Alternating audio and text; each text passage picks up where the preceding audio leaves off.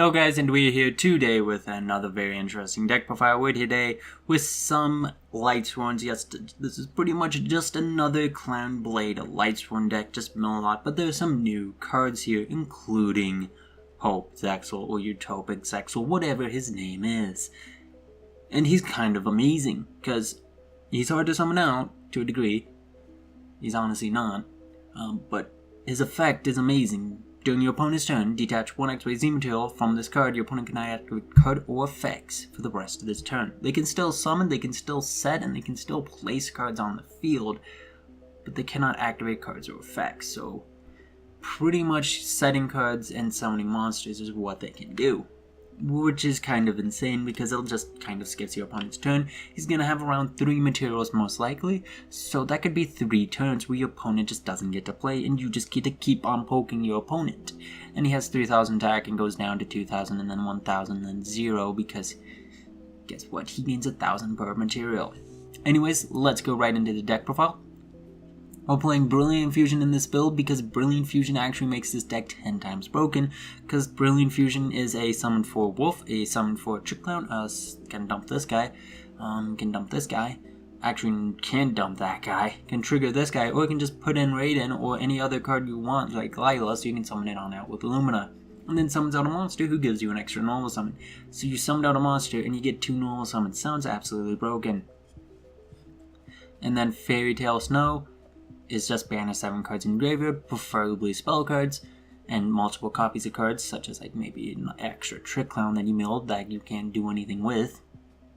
And then you can summon, and you can banish cards from your hand, field, or graveyard and summon this card. And being able to banish from the field is honestly really nice because it allows you to get rid of monsters, so you can then summon out more monsters. Raiden sends the top 2 cards of your deck to your graveyard, and then during the end phase sends another 2 cards from your deck to your graveyard, and that's pretty much it. He's a level 4 tuner. Lila pops back row, switches to defense position, and then during the end phase sends the top 3. Trick Clown, if sent to the graveyard by a card effect.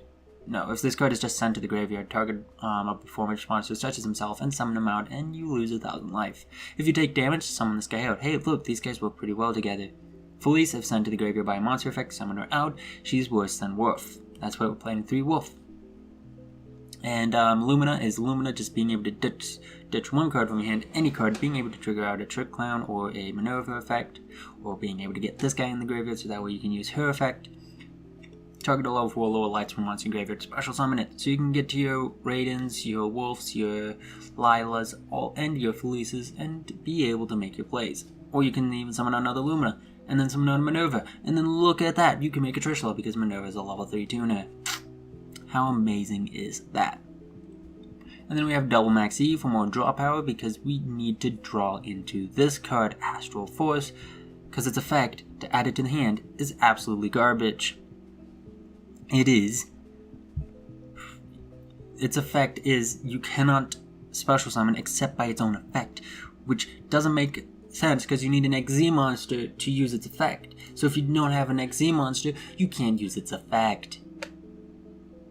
And this does not, summoning out this guy is not included as using its effect, because it's an XC summon, not a summon by this effect.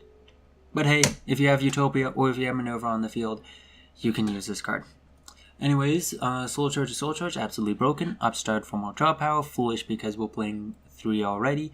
And then Charge with Light Brigade for searching, Twin Twist to get rid of back row, and Brilliant Fusion to dump cards from our deck to the graveyard. And like I said, this card gives you an extra normal summon. Trishula just banishes everything.